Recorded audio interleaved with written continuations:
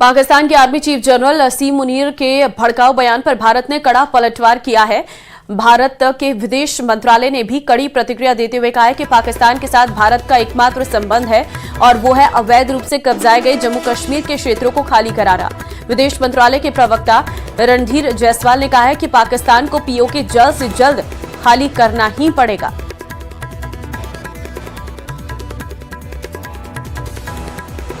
तो देखिए, पाकिस्तान के आर्मी चीफ जनरल असीम मुनीर के भड़काऊ बयान पर भारत ने कड़ा पलटवार किया है। भारत के विदेश मंत्रालय ने भी कड़ी प्रतिक्रिया देते हुए कहा है कि पाकिस्तान के साथ भारत का एकमात्र संबंध है और वो है अवैध रूप से कब्जाए गए जम्मू कश्मीर के क्षेत्रों को खाली कराना। विदेश मंत्रालय के प्रवक्ता रणधीर जायसवाल ने कहा है कि पाकिस्तान को पीओके जल्द से जल्द खाली कराना ही पड़ेगा। पाकिस्तान की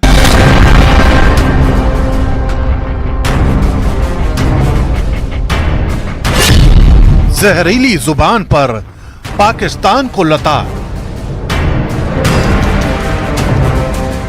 Government stance on Kashmir is absolutely clear. It was our jugular vein. It is our jugular vein. We will not forget it, and we will not leave our Kashmiri brethren in their heroic struggle, what they are waging against the Indian occupation. Hate speech पर general Munir को करारा जवाब।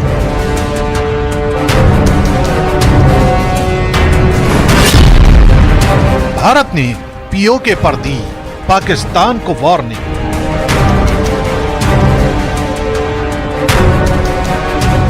पाकिस्तान के army chief general असीम मुनीर ने इस्लामी कट्टरता का झंडा फिर से बुलंद करने की कोशिश की तो सीधा और करारा जवाब मिला भारत की तरफ से। How can anything foreign be in there in a jugular vein? This is a union territory of India. Its only relationship with Pakistan is the vacation of illegally occupied territories by that country.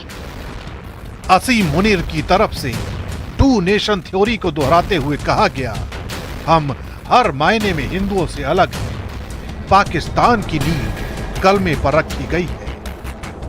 Pakistan की कहानी अपने बच्चों को जो है आपने जरूर सुनानी है ताकि वो पाकिस्तान की कहानी ना भूलें। Well, our forefathers they thought that we are different from the Hindus in every possible aspect of life. Our religion is different, our customs are different, our traditions are different, our thoughts are different, our ambitions are different. That was the foundation of the two-nation theory that was laid there. That we are two nations. We are not one nation. So because of that, our forefathers, they struggled, mounted that incessant struggle to create this country. Our forefathers, they have sacrificed immensely. And we have sacrificed a lot for the creation of this country. And we know how to defend it. इतना ही नहीं, general Munir ने यह भी कहा कि Pakistan Medina की तरह कलमे की रियासत है और भारत के हिंदू कभी भी हमारे जैसे नहीं हो सकते। इस दौरान जनरल मुनीर ने कश्मीर को पाकिस्तान की गले की नस बताया और दहशतगर्दों को भाई कहा, यानी भारत के खिलाफ नफरत फैलाने वालों को खुला समर्थन। Government stance on Kashmir is absolutely clear. It was our jugular vein. It is our jugular vein.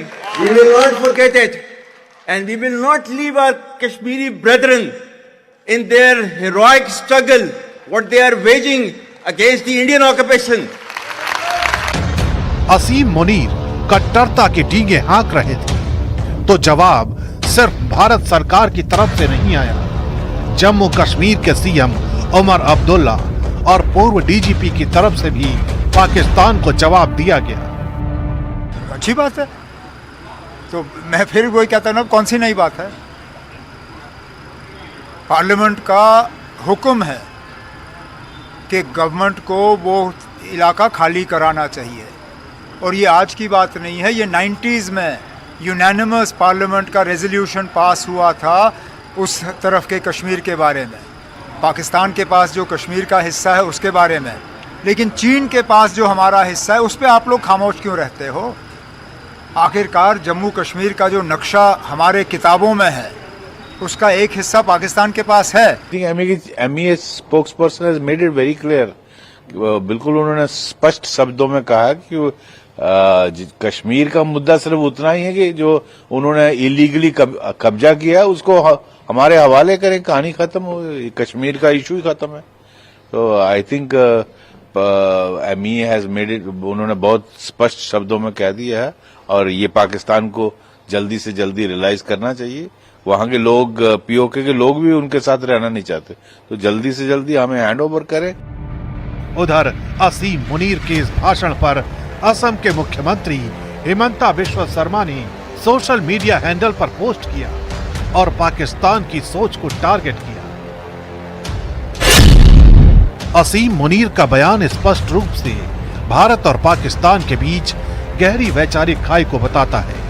ये दृष्टिकोण दो राष्ट्र सिद्धांत को पुष्ट करता है, जिसने 1947 में पाकिस्तान के निर्माण की नींव रखी। इन घोषणाओं को देखते हुए हमारे लिए इस वास्तविकता को स्वीकार करना और पाकिस्तान के साथ घनिष्ठ संबंधों को बढ़ावा देने की आकांक्षाओं से आगे बढ़ना अनिवार्य है। रेखांकन स्पष्ट है, हमारे रास्ते अलग अलग हैं। शिवसेना उद्धव गुट की नेता प्रियंका चतुर्वेदी ने भी पाकिस्तान के सेना प्रमुख को उनके बयान पर घेर लिया। पाकिस्तानी सेना प्रमुख सही कह रहे हैं।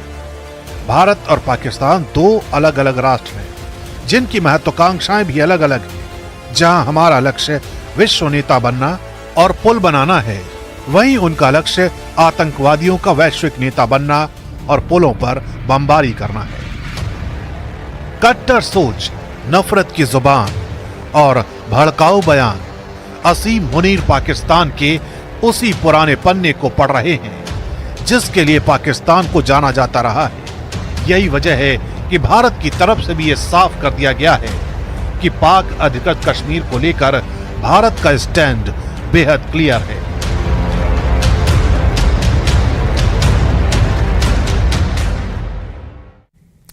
इधर पाकिस्तान को दुनिया के सामने एक बार फिर शर्मसार होना पड़ा है। बांग्लादेश ने पाकिस्तान से साफ साफ कह दिया है कि 1971 के नरसंहार पर माफी मांगो और $4.52 अरब का बकाया चुकाओ। ये सब कुछ तब हुआ जब 15 साल बांग्लादेश और पाकिस्तान द्विपक्षीय बातचीत हुई।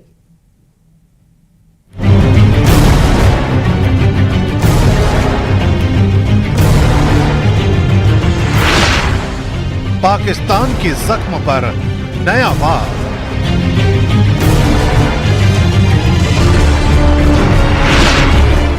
ढाका में पाकिस्तान को बड़ा झटका।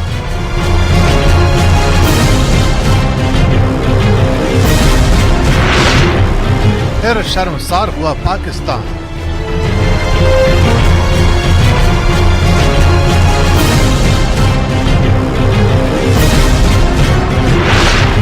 बांग्लादेश ने मांगा पाकिस्तान से हिसाब।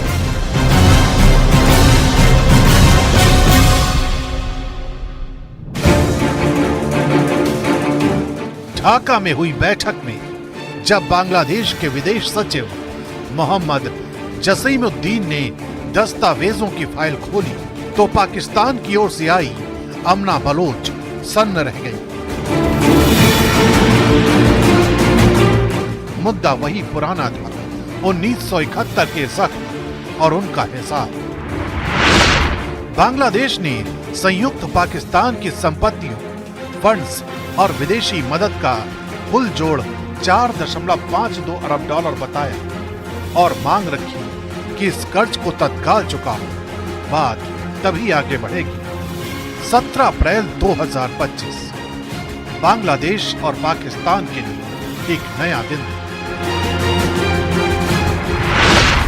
क्योंकि 15 साल बाद ढाका के पद्मा गेस्ट हाउस में दोनों देशों के विदेश सचिवों के बीच वार्ता हुई। बांग्लादेश की ओर से विदेश सचिव मोहम्मद जसीमुद्दीन थे और पाकिस्तान की ओर से अमना बलोच अपने प्रतिनिधिमंडल की अगुवाई कर रही थी। पाकिस्तान को उम्मीद थी कि उसके लिए इस बैठक में कुछ नया होगा, लेकिन इस बैठक में बांग्लादेश की तरफ से इतिहास के पन्ने खोलकर रख दिए गए। पाकिस्तान को एक एक करके उसके जिम्मेदारियों का एहसास दिलाया गया और हिसाब के सारे पन्ने खोल दिए गए।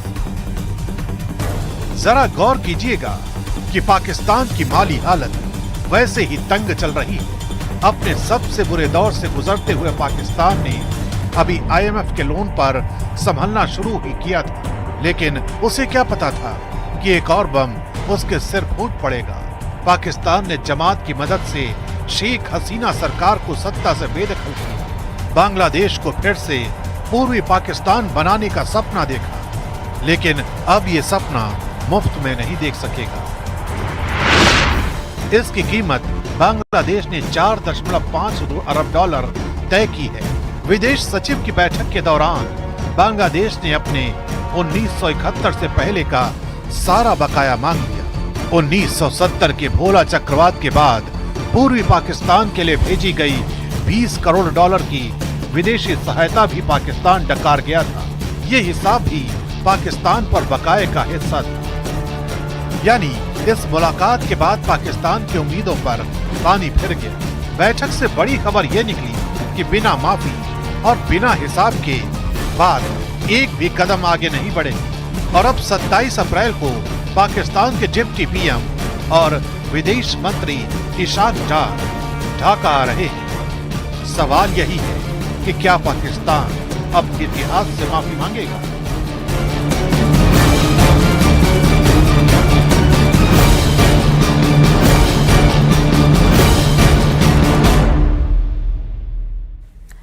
और चलिए इसी के साथ इस बुलेटिन में फिलहाल के लिए बस इतना ही। बाकी अन्य खबरों के लिए आप बने रहिए हमारे साथ। नमस्कार।